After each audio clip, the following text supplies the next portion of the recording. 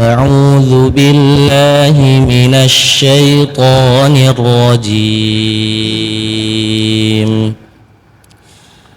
بسم الله الرحمن الرحيم.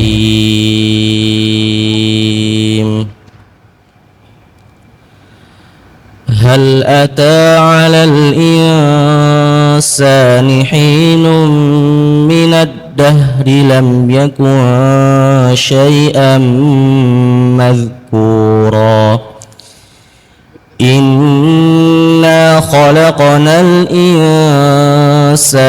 من نطفة أمشاج نبتليه فجعلناه سميعا بصيرا إنا هديناه السبيل إما شاكرا وإما كفورا إنا أعتدنا للكافرين سلاسل وأغلالا وسعيرا إن الأبرار يشربون من كأس كان مزاجها كافورا عينا يشرب بها عباد الله يفجرونها تفجيرا يوفون بالنذر ويخافون يوما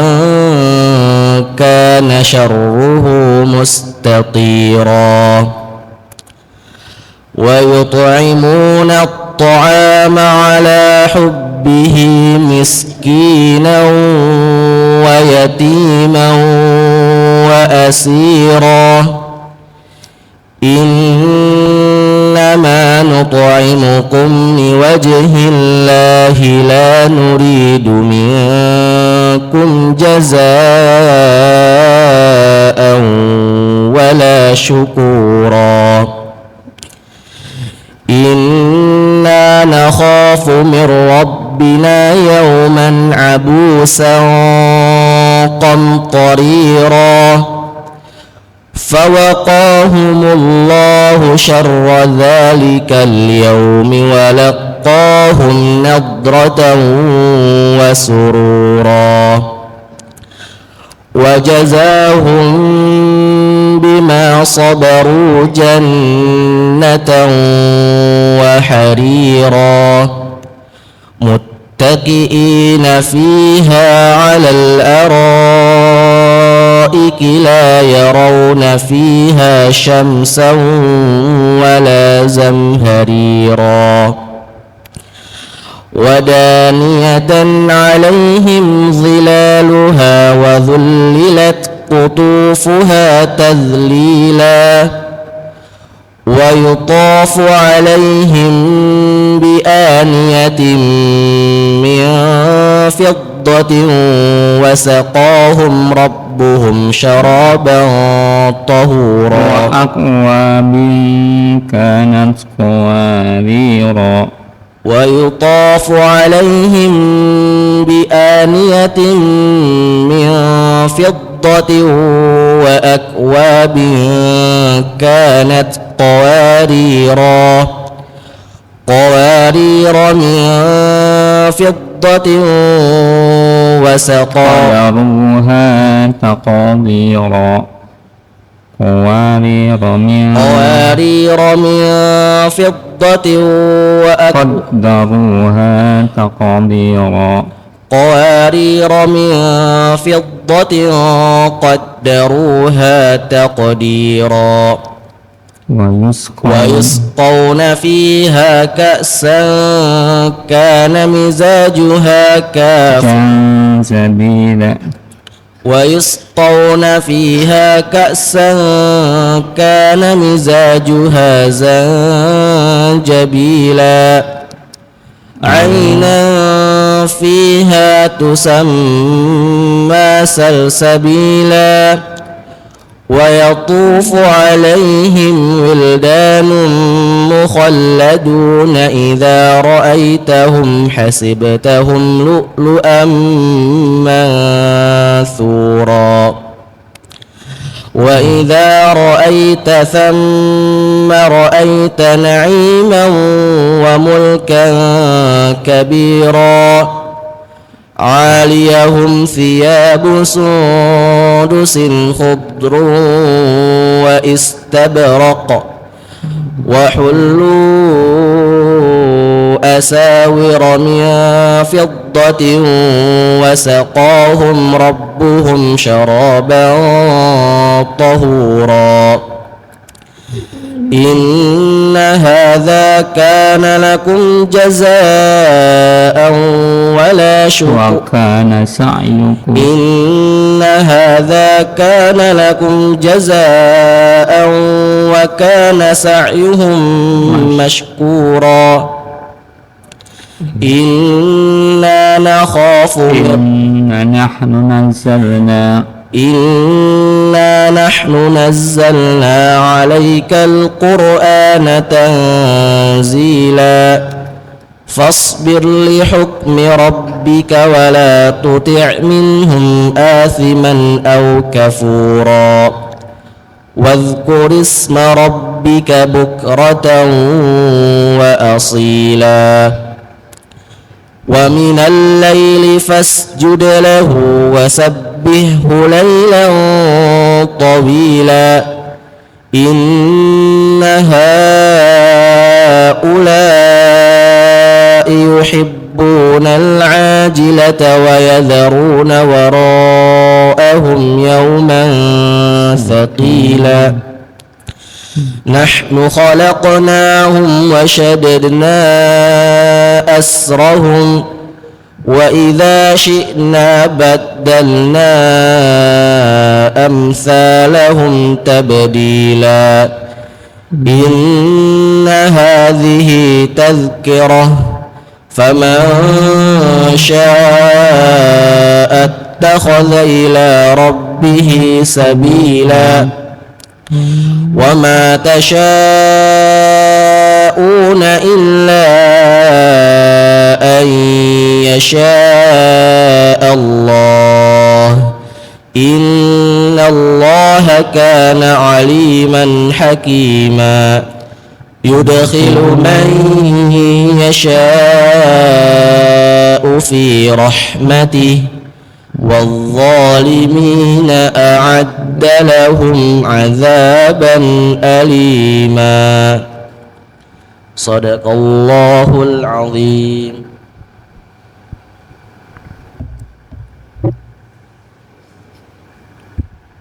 Baik, kita mulai. Bismillahirrahmanirrahim. Assalamualaikum warahmatullahi wabarakatuh.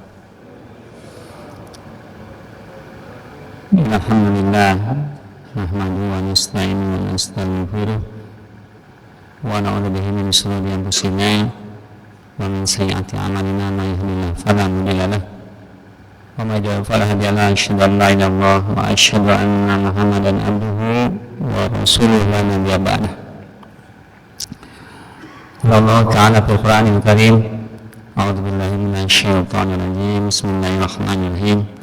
Wal 'asri innal insana lafi khusrin illa alladziina amanu wa 'amilus shalihati wa tawassaw bil haqq wa tawassaw bis sabr.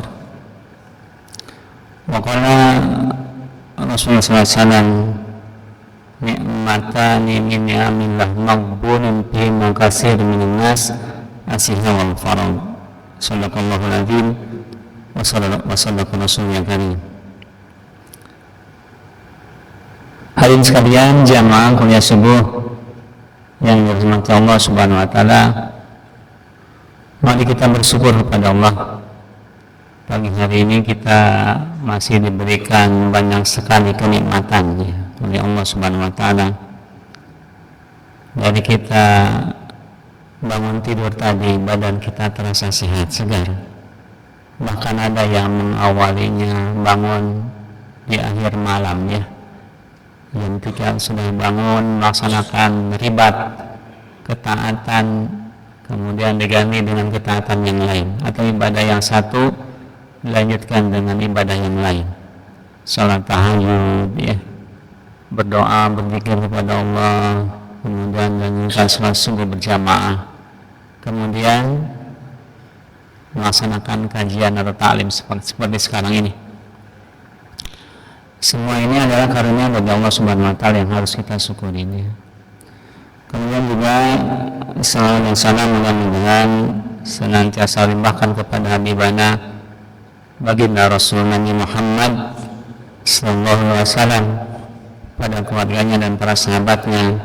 Semoga kita akan mendapatkan syafaat darinya insyaallah. Hadirin sekalian, jamaah kuliah subuh yang dirahmati Allah Subhanahu wa taala, hari ini kita tanggal 27 Jumadil Tsani atau Jumadil Akhir tahun 1446 Hijriah, ya. Kalau Allah menghendaki, insyaallah tahun baru Masehinya bertepatan dengan 1 Rajab mungkin, ya, insyaallah. Dan ada doa yang maksud berkenaan dengan bulan Rajab. Allahumma barik lana fi Rajabah wa sahban wa balikna fi Ramadan. Jadi memasuki bulan Rajab kita memperbanyak doa. Semoga Allah memberikan keberkahan di bulan Rajab dan menyampaikan kami ke bulan Ramadan. Subhanallah. Hadirin sekalian, hari ini juga atau waktu ini juga, waktu subuh, merupakan waktu yang utama, atau orang yang bilang prime time, ya, waktu utama untuk melaksanakan kegiatan thalabul ilmi, buah kajian, ya, karena kita bisa menyadari tubuh kita terasa fresh, segar habis bangun tidur, ya. Sehingga insyaallah ilmu kita mudah dapatkan insyaallah. Kemudian tadi sengaja saya berinisiatif dengan memulai membaca Quran. Tadi membacakan surat Al-Insan, ya. Al-Insan, dan mudah-mudahan dengan bacaan Quran ini bisa menjadi atau mengundang rahmat dari Allah Subhanahu wa taala. Idza istama'a qaumun fi baitin min buyutillah yatluna kitaballah wa yadarasunahu illa najalat alaihim sakinah wa ghasyiatum rahmah wa hafathumul malaikah wa dzakarallahu fi ma indahu. Di dalam hadis yang sahih itu nyatakan seperti itu. Jika satu kaum berkumpul di rumah ataupun di rumah-rumah Allah, di masjid lah, kemudian dibacakan Al-Quran, diajarkan Al-Quran berbagai macam kebaikan, diingatkan untuk senantiasa taat kepada Allah Subhanahu wa taala, illa kecuali najalat alaihimus sakinah, maka akan datang kepadanya ketenangan. Tenang nggak sekarang nggak? Tenang ya, nggak mikirin hutang ya. Tenang, ya. Nggak ada yang ngantuk ya. Jadi najalat alaihimus sakinah, akan datang kepadanya, akan turun kepadanya sakinah, ketenangan. Kemudian wa ghasyiatumur rahmah, ya, wa ghasyiatumur rahmah, akan diberikan oleh Allah rahmat yang banyak, kebaikan yang banyak. Wa hafathumul malaikah, akan dinaungi oleh malaikat yang bersayap. Malaikat kan katanya punya sayap. Di dalam beberapa keterangan Al-Quran maupun hadis, malaikat itu punya sayap. Dan orang yang menuntut ilmu, orang yang berada dalam majelis ilmu akan dinaungi oleh malaikat. Kemudian yang terakhir, wa dzakarallahu fi ma indahu. Jadi Allah akan menyebutkan di majelisnya nama-nama yang hadir pada saat itu. Ada Haji Saleh, ada bapak-bapak yang lainnya, ada Pak Agus, ya.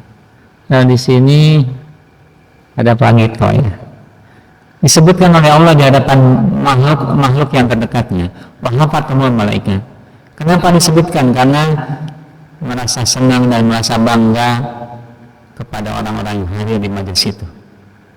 Itu diantaranya berbagai keutamaan yang bisa kita dapatkan dalam kita hadir dalam sebuah majelis ilmu atau majelis yang dimana di dalamnya yang disampaikan ketaatan, ajakan ketaatan kepada Allah Subhanahu wa taala, amal ma'ruf wa nahi munkar.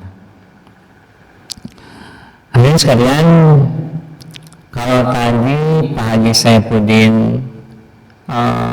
mengumumkan tentang akan adanya mabit, iya, malam bina iman dan takwa di malam tahun baru. Ya sebenarnya tahun baru ini bukan tahun baru kita ya, tahun baru Islam, bukan tahun baru Hijriah, tapi tahun baru Masehi ya, yang notabene bukan dari kebudayaan Islam. Cuma kita mencari alternatif kegiatan yang lebih positif karena umat Islam sekarang kita ya masih banyak yang mengikuti dari kegiatan-kegiatan tersebut ya, kegiatan perayaan tahun baru. Bahkan dalam hal ini menyatakan antasabah qaumin bahwa minhu, barang siapa yang menyerupai suatu kaum bahwa minhu, maka dia dari kaum itu tersebut, dia bagian dari kaum tersebut.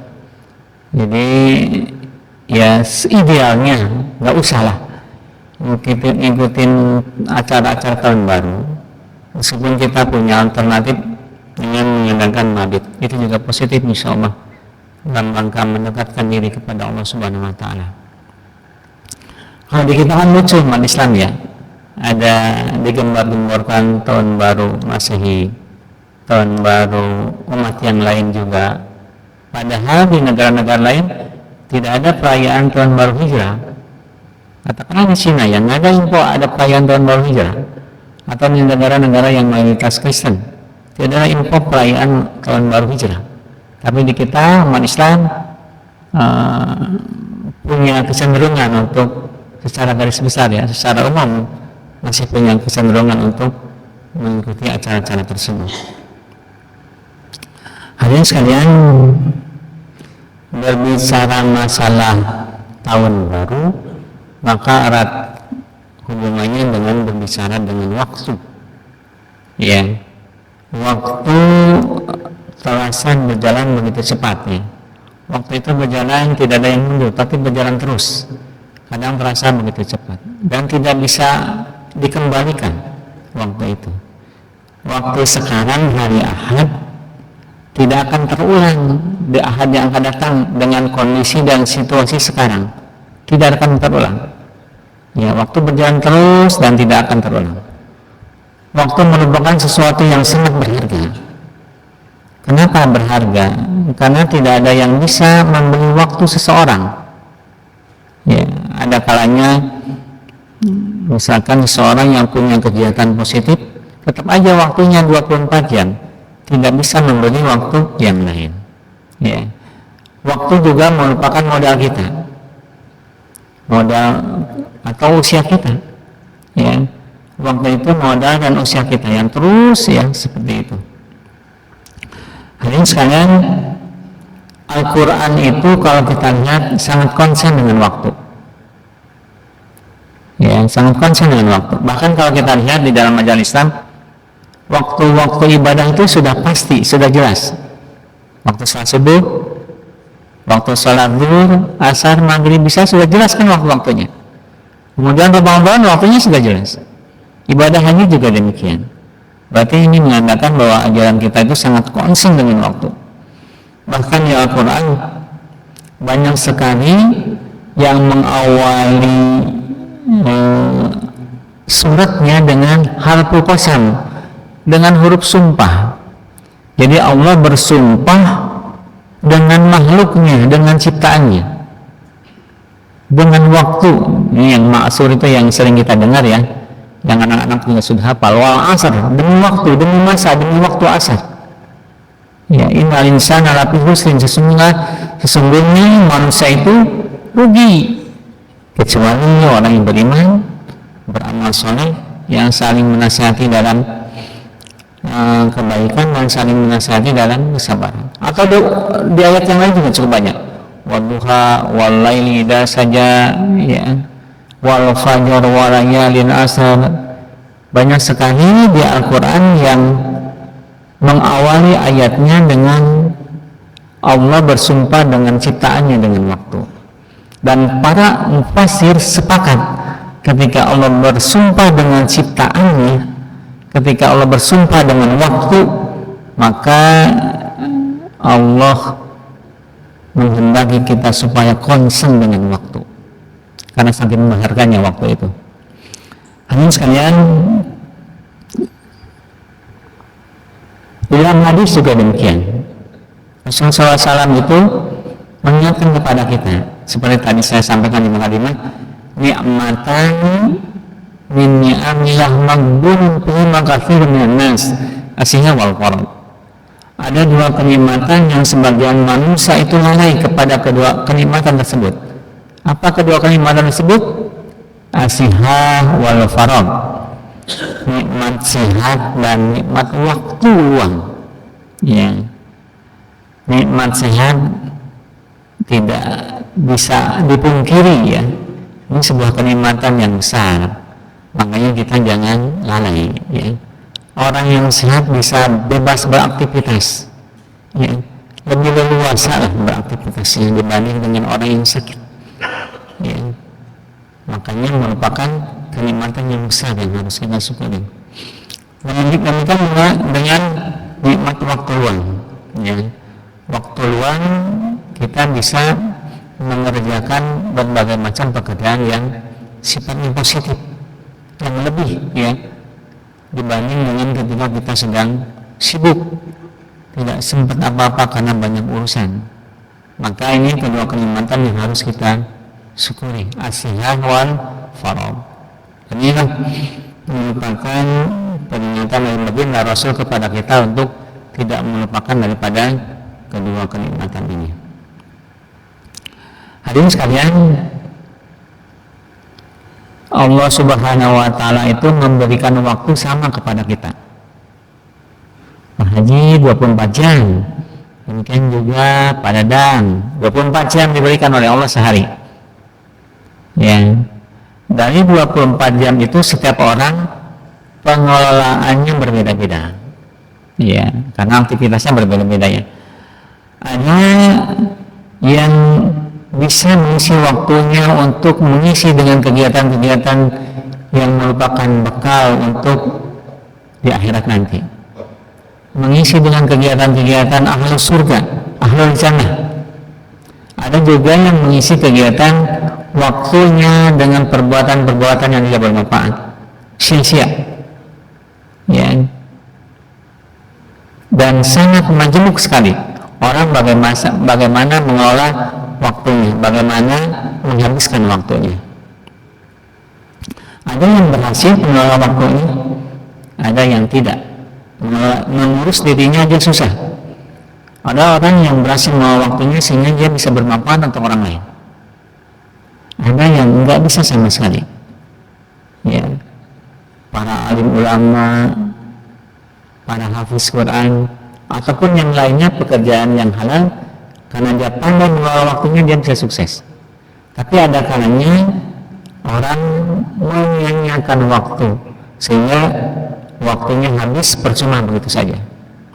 Hanya sekalian, inti itu bukan waktu yang terbatas, tapi intinya bagaimana orang itu bisa mengelola waktunya dengan baik. Ya, seperti itu. Makanya ada istilahnya kecepatan dan percepatan. Kalau kecepatan itu kan rumusnya itu, misalkan kalau kita naik mobil atau motor 40 km per jam kecepatan. Kalau percepatan itu perubahan kecepatan dibagi jam. Mengapa kita harus memperhatikan kecepatan dan percepatan? Supaya kita setiap harinya itu bisa lebih baik, waktu yang kita pergunakan lebih baik. Karena ada hadis yang menyatakan, ya, barang siapa yang hari ini amal solehnya, ilmunya lebih baik daripada hari kemarin, maka dia orang yang beruntung, robihun, orang yang beruntung. Ini ada, makanya kita harus berusaha mempercepat atau menggunakan waktunya betul-betul seefisien mungkin. Ya, karena barang siapa yang hari ini sama dengan hari yang kemarin ilmu dan amal solehnya, maka dia termasuk khusrun ya, orang yang rugi. Akan tetapi barang siapa yang hari ini justru lebih buruk dari hari kemarin, maka dia mal'unun, orang yang celaka. Alhamdulillah. Ya. Bapak sekalian, kalau kita perhatikan, kalau kita ingin tahu betapa pentingnya waktu per detik, lihatlah orang-orang yang berlomba di pacuan kuda. Kan waktunya itu betul-betul ya, per detik itu sangat sangat penting untuk menjadi pemenang itu. Tidak sepersekian menit, sepersekian detik itu bisa menjadikan pemenang atau tidaknya. Ya, betapa berharganya waktu itu. Makanya kita harus menggunakan percepatannya ya, percepatan agar kita bisa mengerjakan berbagai macam kebaikan dan amal soleh, sehingga hari ini kita lebih baik daripada hari kemarin. Robihun, ilmu dan amal soleh kita lebih baik daripada hari kemarin.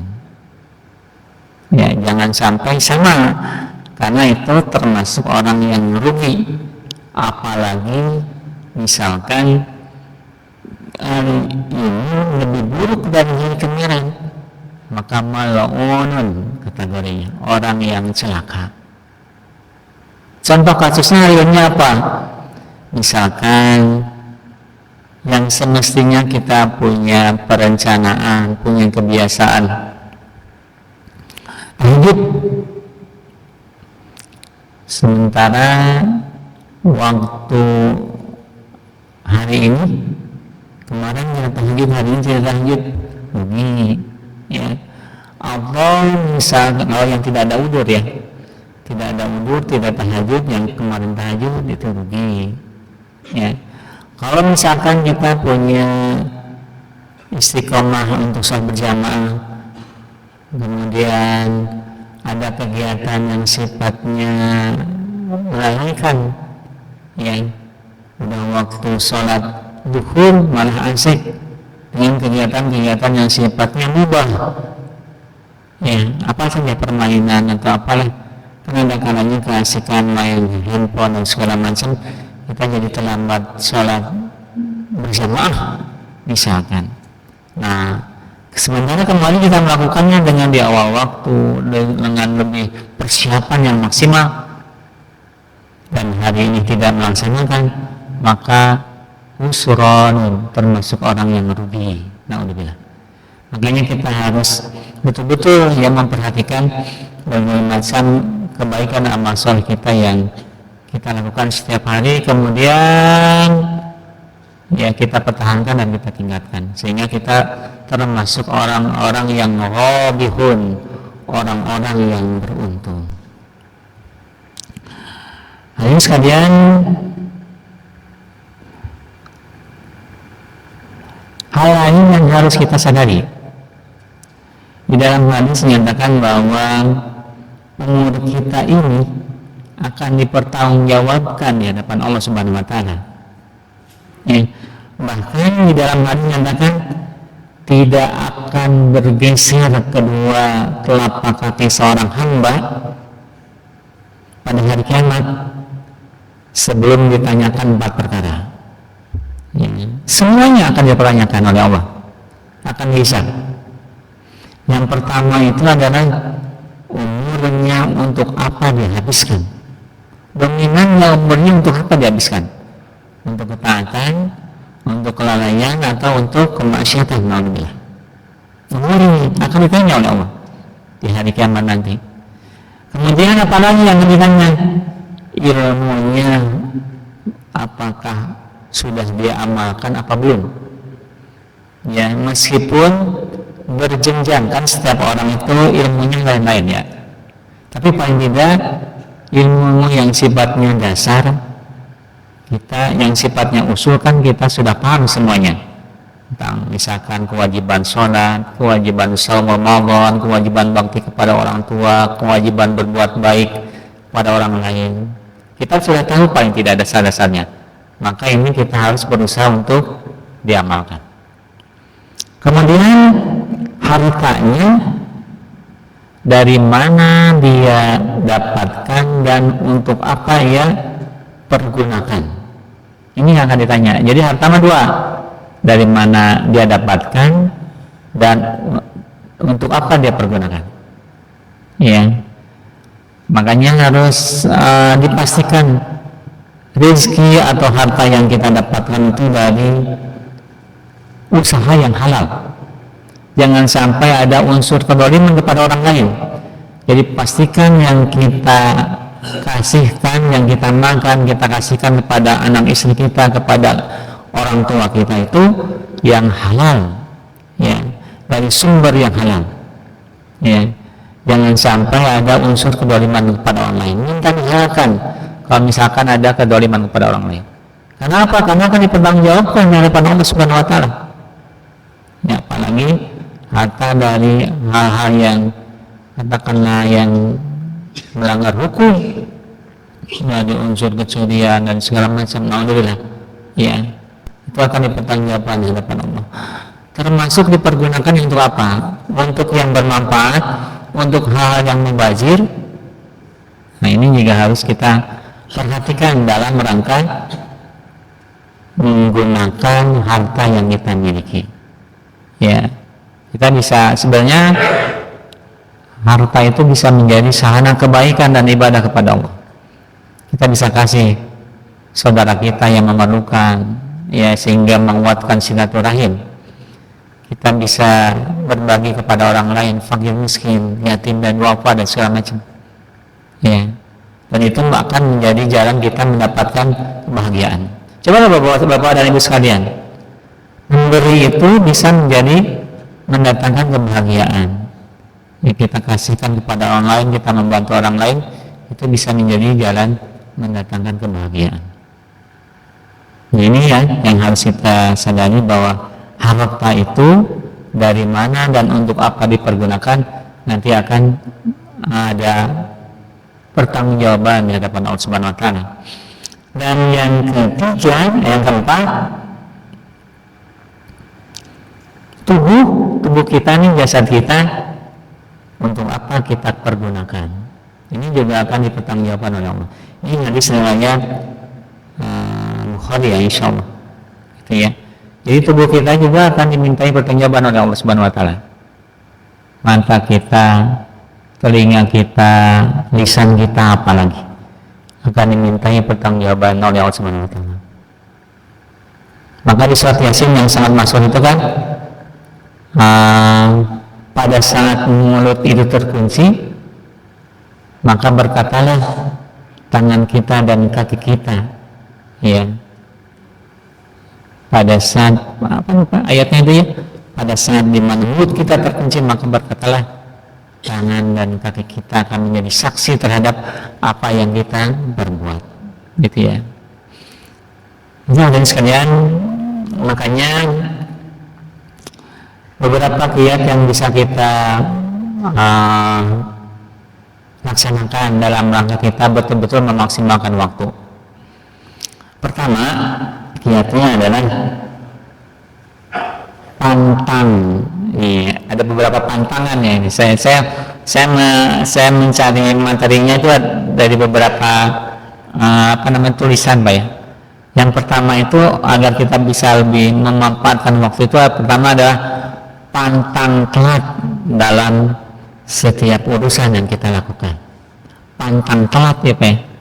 Jadi kita harus, saya juga mengajak kepada diri saya juga, dan sekalian, kita harus malu, kita harus merasa aib begitu ya, merasa aib, merasa tercela lah kalau misalkan kita telat dalam setiap urusan, dalam amanah yang kita lakukan. Jangan sampai menjadi budaya ya, Kalau telat misalkan 5 menit masih ya wajar. Kalau telatnya sampai setengah jam itu ya nggak wajar. Jadi pantang telat dalam kita katakanlah mengurusi amanah yang diberikan kepada kita dalam setiap urusan kita. Ya, pantang telatnya itu bukan semata-mata nggak enak sama orang lain, tapi karena Allah Subhanahu Wa Taala gitu. Ya. Kita kan sudah dibina dengan kegiatan sholat di awal waktu, nyari yang utama waktunya, kemudian berjamaah caranya gitu di masjid, itu dididik oleh kita. Maka dalam urusan lain, dalam rangka kita mendisiplinkan waktu, maka usahakan pantang telat ya dalam amanah yang kita dapatkan dalam setiap urusan kita. Ya, dalam setiap pekerjaan kita usahakan jangan sampai telat dalam pekerjaannya sesuai dengan apa yang dijanjikan, direncanakan. Kemudian juga yang kedua, pantang menunda-nunda pekerjaan. Ya, jangan menunda-nunda ya pekerjaan. Kalau yang bisa kerjakan, ya kita kerjakan sekarang. Faida qaramta fansab wa ila rabbika farghab. Apabila telah selesai urusan yang satu, maka kerjakanlah dengan sungguh-sungguh urusan yang lain. Ya, jadi jangan menunda-menunda pekerjaan, karena kita juga belum tahu ya apakah umur kita ini akan sampai di next selanjutnya ataupun kita tidak nyampe umur kita. Maka jangan menunda-nunda pekerjaan, menunda kesempatan. Belum tahu kesempatan itu datang 2 kali atau tidak. Ya, kalau misalkan mau berimpak ya bersegera, wasari'u ila magfiratin min rabbikum wa jannatin. Jadi bersegera, pastabikul, ya pastabikul, bersegera berlomba-lomba dalam kebaikan, jangan menunda-nunda. Ya, apalagi dalam sebuah perbuatan baik, jangan menunda-nunda. Entar aja baca Qurannya, ya. Entar aja silaturahimnya. Jadi jangan menunda-nunda. Kalau ada kesempatan, ya finansialnya ada, maka segera laksanakan. Kemudian yang ketiga, pantang sia-sia. Jangan berbuat sia-sia. Ya, jangan berbuat sia-sia. Kalau dalam hadis yang masyhur dinyatakan min husni islami mar'i tarkuhu ma la ya'ni. Sebagian tanda dari kebaikan Islam seseorang itu menjauhkan diri dari perbuatan yang sia-sia, ya. Jauhi dari perbuatan sia-sia.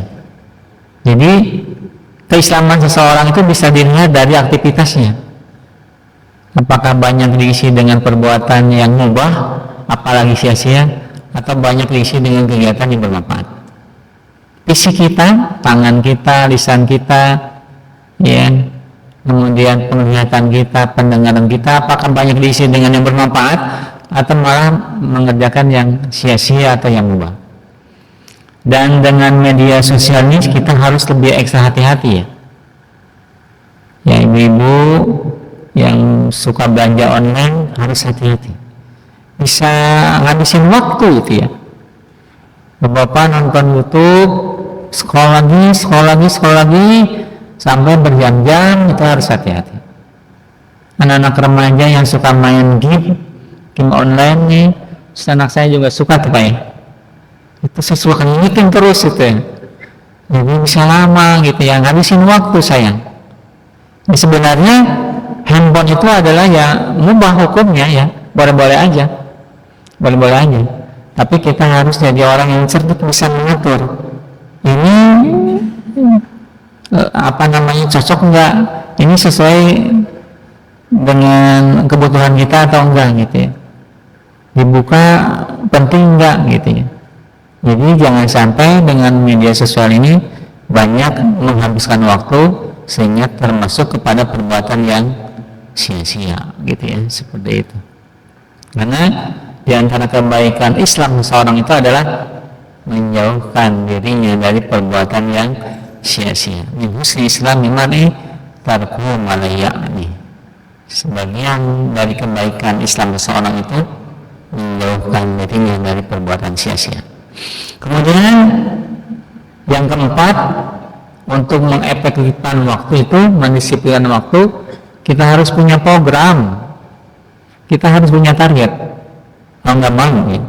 Orang yang punya program, punya target, lebih berusaha dikejar tentang target itu. Program itu untuk dilaksanakan. Contohnya misalkan Bapak-bapak sekalian punya program tahajud setiap hari, maka diusahakan, yang harus dilaksanakan, diusahakan jam 3 bangun atau setengah 4 bangun dah. Karena kan sekarang subuhnya jam 4.15 ya. Ini bisa direncanakan, ya, dan harus dikejar gitu.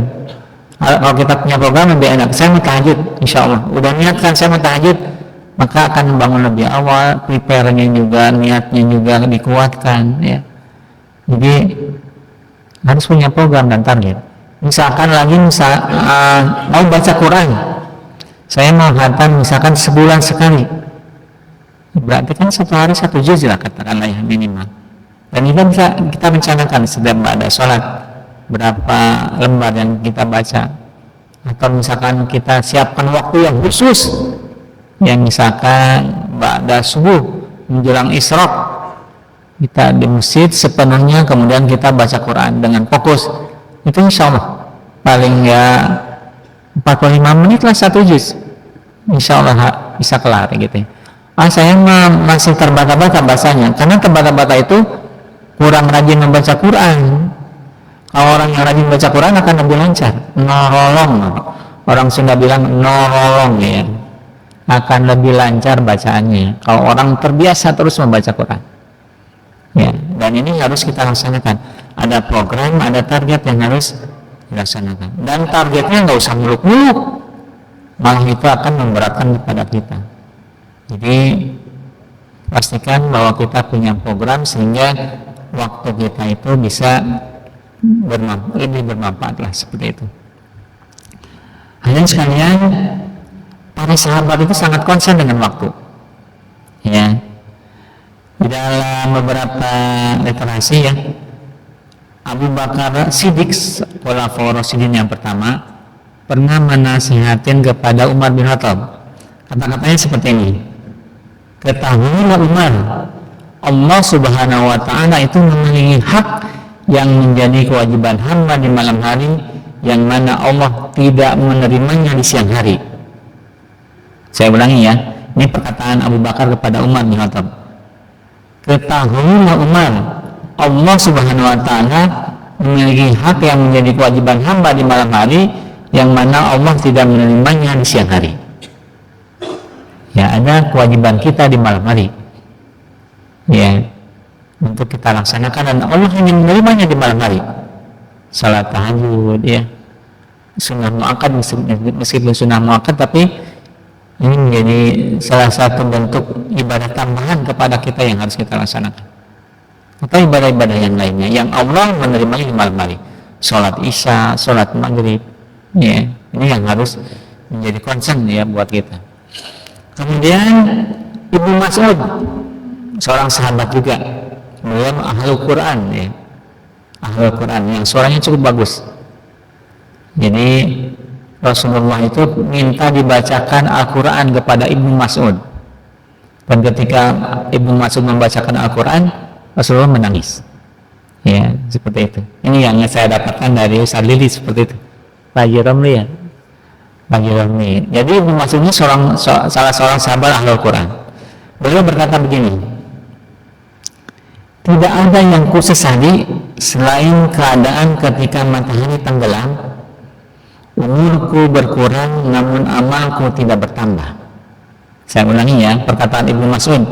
Tidak ada yang kusesali selain keadaan ketika matahari tenggelam, umurku berkurang namun amalku tidak bertambah. Ya, ini perkataan Ibnu Mas'ud. Jadi hari sudah mau berganti tapi amalnya tidak bertambah, sementara umurnya sudah berkurang, ya. Ya, umurnya berkurang, ya, umur kita bertambah, hakikatnya kan umur kita berkurang, ya, seperti itu. Makanya dalam hadis nyatakan khairun nas man qala umruhu wa hasuna amaluhu. Sebaik-baik manusia itu adalah yang umurnya bertambah dan amalnya juga bertambah.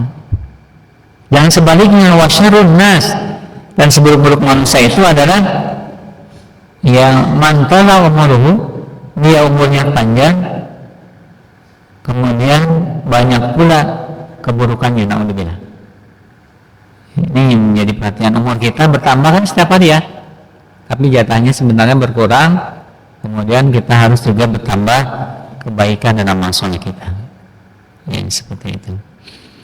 Kemudian sahabat Ibnu Umar, ya Ibnu Umar ini putranya Umar bin Khattab, pernah begini. Ini yang sering kali kita dengar ya, menyatakan begini: Ida amsanda pala tantariru sobahan, Ida asbahta pala tantariru masahan, khud min siyatika limarudika wa min hayatika limautika.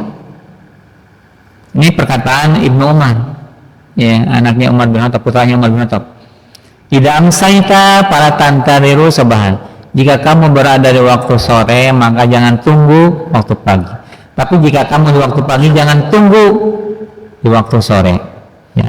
Pergunakanlah masa sehatmu sebelum datang masa sakitmu, dan pergunakanlah masa hidupmu sebelum datang masa kematianmu. Jangan nunda-nunda gitu ya, ini mah ya. Jangan nunda-nunda, ntar aja sore, ntar aja kalau pagi-pagi gitu, jangan. Tapi segeralah pergunakan masa sehat kita sebelum datang masa sakit kita, atau pergunakanlah hidup kita sebelum datang masa kematian kita, gitu ya. Dan terakhir ada salah seorang ahli tafsir namanya Ismail Haqiqi Al-Khalwati, ya. Dalam tafsirnya yang berjudul Ruh Al-Bayan fi Tafsir Quran, beliau menyatakan begini: waktu seorang hamba itu ada 4. Terakhirnya, waktu seorang hamba itu ada 4, nggak ada 5, hanya 4. Yang pertama, waktu ketika mendapatkan